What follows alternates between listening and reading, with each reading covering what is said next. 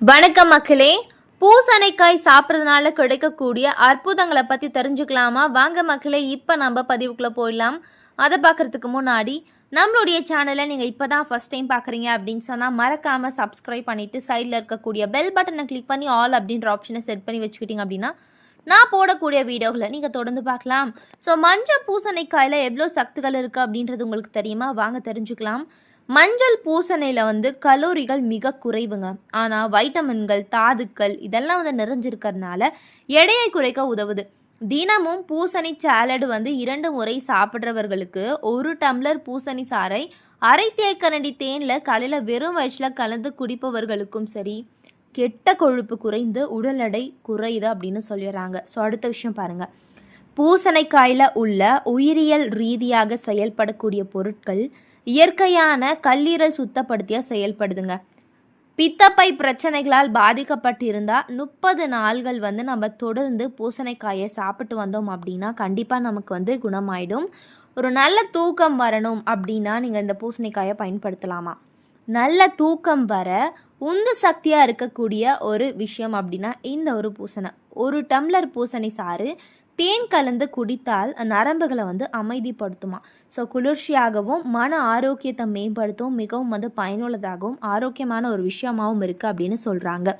So அடுத்த விஷயம், நினைவாற்றலை அதிகரிக்க அரை டம்ளர் மஞ்சள் பூசணிக்காய் சாறுடன் வெள்ளை பூசணிக்காய் சாறு கலந்து தினமும் காலையில் குடிக்க வேணும். வெள்ளை பூசணிக்காய் சுற்றி போட தான் நாங்கள் பயன்படுத்துவாங்க அப்படின்னு கேட்டிங்கன்னா கிடையாதுங்க. இதில் அவ்வளோ மகத்துவ பயன்கள் இருக்குது இந்த வெள்ளை பூசணிக்காயில். நம்ம அடுத்த பதிவில் கண்டிப்பாக தெரிஞ்சுக்குவோம். நம்மளுடைய சேனலை மறக்காமல் சப்ஸ்கிரைப் பண்ணிக்கோங்க மக்களே. ஸோ 40 வயதுக்கு பிறகு உணவில் தினமும் மஞ்சள் பூசணிக்காயை சேர்த்து கொண்டா நல்ல பார்வை திறனை மேம்படுத்தும். ஆரோக்கியமான தோல், எலும்புகளை உருவாக்கக்கூடிய பராமரிக்கக்கூடிய ஒரு விஷயம் எல்லாமே நடந்துரும் அப்படின்னு சொல்கிறாங்க. ஸோ பூசணிக்காயில் உள்ள பெக்டின், பைட்டோஸ்ட்ரான்கள், பொட்டாசியம் கெட்ட கொழுப்பை குறைக்கவும் உயரத்த அழுத்த அளவை கட்டுப்படுத்தவும் உதவுது. பூசணிக்காயில் பார்த்திங்கன்னா தோலையும் விதைகளையும் தேங்காய் எண்ணெயில் போட்டு காய்ச்சி வடிகட்டி ஒரு பாட்டிலை எடுத்து வைத்து கொள்ளணும்.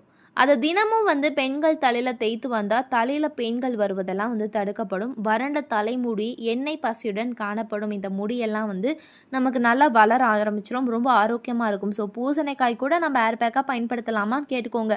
ஸோ பூசணிக்காயை உணவில் அளவோடு அடிக்கடி சேர்த்து வந்தால் நீரிழிவு நோய் குணமாகும்.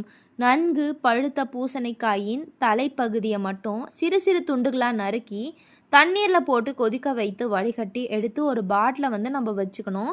தினமும் காலையில் 2 தேக்கரண்டி அளவு பூசணிக்காயை எடுத்து அதனுடன் அந்த சர்பத்தை சேர்த்து பருகி வந்தால் பலவீனமான இதயம் வலிமை பெறும். இரத்த சோகை இந்த மாதிரியான எந்த ஒரு பிரச்சனையும் இல்லாமல் ரொம்பவே ஆரோக்கியமாக இருக்க முடியும். ஸோ இந்த ஒரு பூசணிக்காயில் பாருங்கள் அவ்வளோ ஒரு மகத்துவம் இருக்குது.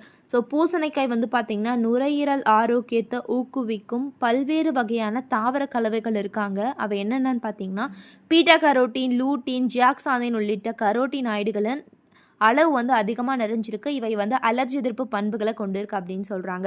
ஸோ அது மட்டும் கிடையாது, இந்த பூசணிக்காயில் அவ்வளோ மகத்துவம் இருக்கிறதுனால நம்ம தொடர்ந்து பயன்படுத்தலாம். ஸோ குளிர்காலமோ வெயில் காலமோ பூசணி கிடைச்சா போதும் நம்ம எடுத்துக்கலாம். இதில் மேங்கனீஸு, புரதம், நார் சக்தெல்லாம் இருக்கிறதுனால நம்மளுடைய உடலுக்கு நிறைய நன்மைகளை செய்து பூசணி மட்டும் கிடையாதுங்க, பூசணியோட விதைகள் அவ்வளோ நல்லது. ஸோ அந்த விதைகளை பற்றி நம்ம ஒரு பதிவே போடலாம். ஏன்னா அவ்வளோ நன்மைகள் அந்த விதைகளில் காணப்படுது. ஸோ தொடர்ந்து பார்க்கலாம். இந்த மாதிரி நிறைய வீடியோஸ், யூஸ்ஃபுல்லான தகவல்கள் நீங்களும் பார்க்கணும் அப்படின்னு சொன்னால் நம்மளுடைய சேனலை மறக்காமல் சப்ஸ்கிரைப் பண்ணிக்கோங்க மக்களே. தொடர்ந்து பாருங்கள். நன்றி, வணக்கம்.